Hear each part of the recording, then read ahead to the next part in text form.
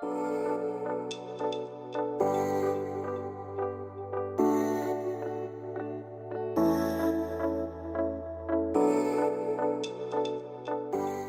name is Jennifer Charlee Armstrong, formerly Friday, yes, Friday with a P, and I'm also commonly known as Jenny. I was born Friday, February 5th, 1988 in Los Angeles, California. When the doctors heard my raspy cry, they told my parents that I may never speak. For as long as I can remember, I loved art. Art was my sibling and friend whenever I felt lonely. I honestly couldn't tell you when I started drawing, since I don't have a memory before when I could hold a crayon and make marks on a page. My whole family were always very supportive of my love for drawing. One of my first memories was when my grandmother would save those big coupon books she got in the mail that didn't have anything printed on the back of each page. She would keep these and a set of crayons and pencils for me to use every time I visited. This was my very first sketchbook. I quickly earned the reputation of the artist in the family. I would be given art and craft sets as gifts, and that was always a lot of fun. My dad in particular was very encouraging of my drawing and art behavior, as he and his whole side of the family all had a creative side. When I started grade school, I quickly became known as one of the artists in my class. In the first and second grade, I started taking my very first art classes with a friend. I enjoyed being around all the art materials, but didn't love using pastels and then acrylics. After a little while, my friend couldn't take the class anymore. I stayed a bit longer, but really lost interest in what they were teaching me, so I also stopped. In the third grade, we started to learn about all the different types of art styles and the old masters of painting. I was fascinated by all the possibilities. Another friend told me once that I should be an illustrator for children's books because they, quote, make a lot of money. I didn't even know what illustration was at that point, but I made a note of it. Toward the end of elementary school, my dad lost his job, and my mom got really sick.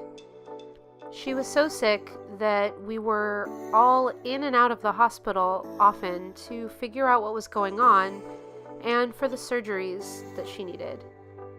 She was diagnosed with cancer and needed a lot of help from doctors. I was able to keep myself busy with the drawing supplies that I always carried around with me. This came in very handy when I would go to school, go straight to the hospital, and go straight home every day for weeks and even months on end.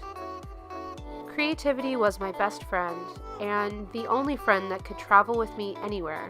I could also escape to anywhere in my imagination, which would often soothe my scared heart and mind during this time. During this hard time, I also started middle school, knowing no one since I transferred into a public school from private. This was obviously a hard time, and even art making couldn't rescue me from the anxiety and depression I began to feel, not knowing that that was what I was feeling in the first place. After 2 years of my mom and my whole family battling this cancer, she lost her life. Art making officially took a back seat in my life. Something that brought me such joy my whole life just didn't seem to be the right activity during this time of mourning. After a little while, floating through life in the 6th grade, I made a new surprising discovery about myself when I randomly tested for our school's choir and got accepted.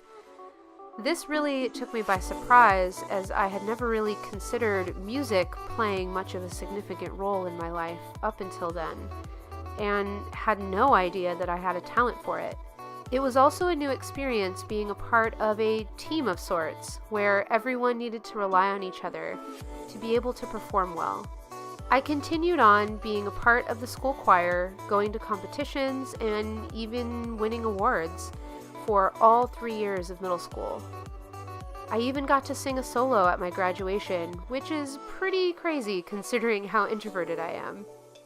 Music saved me from probably the most difficult part of my life, and helped reignite my connection to myself and to my creativity. When I started high school, I knew I needed my art fix again, and decided to take as many drawing classes as I could while I was getting a free public education.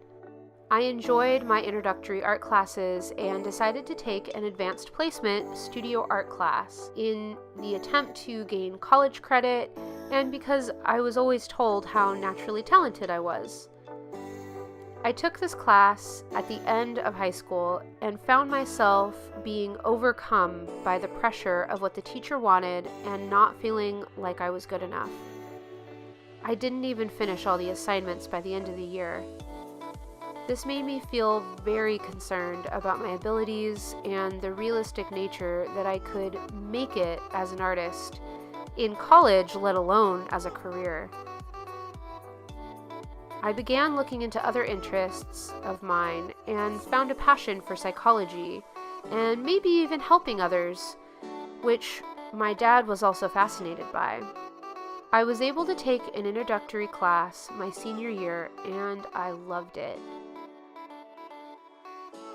When college began, I knew I would first declare a major in art, as it was all I had ever known and still felt so familiar to me, but my interest in psychology never went away. I took psychology classes as general education and took a ton of art classes, trying to hone in on what spoke to me most. After trying and failing to get into animation classes, taking graphic design, photography, and web design, I finally found illustration, which I didn't even know was available as a concentration. Before I found these, though, I had decided to declare psychology as my second major because the human brain and our behavior is just too fascinating. I also thought this would give me a backup plan for when art inevitably got too hard for me again, due to my undiagnosed anxiety and depression, which, at the time, just felt like normal life for me. I had no idea I was having such a hard time in life, because I got good grades, had friends, and supportive family. Why would I need help? As I continued on course to getting both majors completed in just 4.5 years, I once again felt the strain in my art life and classes. I was always told I was so good, but the higher level courses got harder and harder for me to keep up with. Looking back, art had always been fun and my friend, but the harsh criticism from professors and seemingly strict deadlines pushed me farther and farther away from what I once loved so much. I felt incapable and extremely intimidated by the prospect of going out and making a living at this as a career. Around this time, someone in passing mentioned that they had assumed I was on track to become an art therapist because of my unique majors. This was honestly the first time I had ever heard this job even existed. Using art to help people heal and make sense of their lives? What a fantastic application. This would be my backup plan in action, since art was becoming such a chore for me at this point. I began researching master's programs and found one that would take me 300 miles north from where I had lived my whole life. Once I decided to pursue this option, a few months before graduation, my dad had a massive stroke. After months of him trying to recover and me trying to manage my own finals and details for completing college, he died. I graduated the next month, with that semester being the highest GPA of my college career. I also finally got diagnosed with depression, to no one's surprise, and began the journey to seek healing for myself that was long overdue. I decided to actually apply to my top choice graduate program for art therapy and marriage and family therapy, on track to be a therapist to help other young people going through trauma and grief. I drove up to San Francisco to interview and got instantly accepted, with one caveat. I was to take a semester off, work on a few prerequisite classes, and move up the next January when I had time to arrange for my whole life to be uprooted.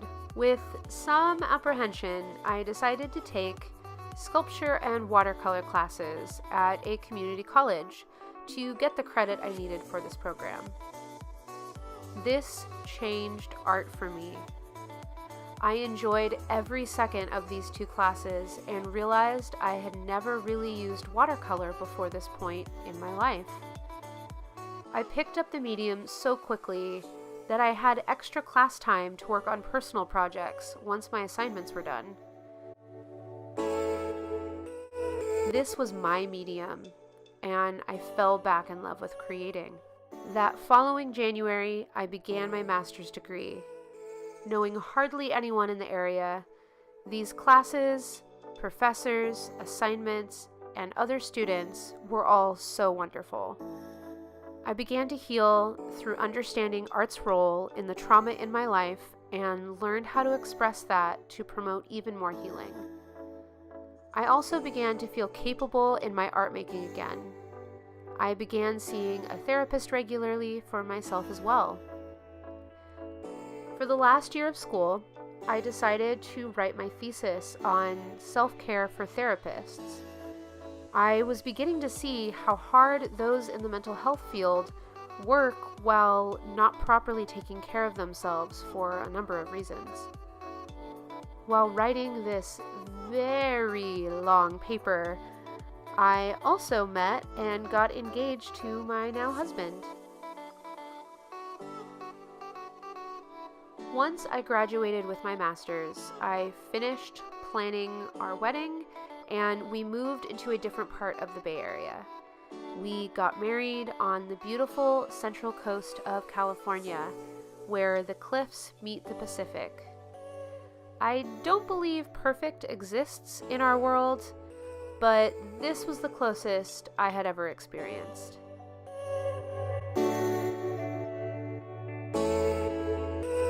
Once all the excitement settled down a bit, I realized I had another choice for where my time would be devoted to for work. While I deeply love my psychology education and want to return to it as full-time work, I realized I now felt more capable and stable than ever to begin a freelance career in the arts. This is what brought me to YouTube and selling at artist alleys. What has made me the most invested in this new career path has been the similar self-care struggles I've seen in the creative communities that I was seeing in the mental health fields, where burnout is so common from overworking, long hours, and being mentally and emotionally drained by trying to make a living with little to no pay way too often. I really love what I'm doing now. Even though it was such a hard decision to change my career to something so financially unstable, I'm also really excited to help other creatives through my YouTube channel and by other means by using my psychology and self-care education. I will always use my psychology background, and I'm excited to apply this to my creative business to help others where I can. I hope you enjoyed my story and would love to stick around and see where this journey leads the both of us. Thank you so much for watching.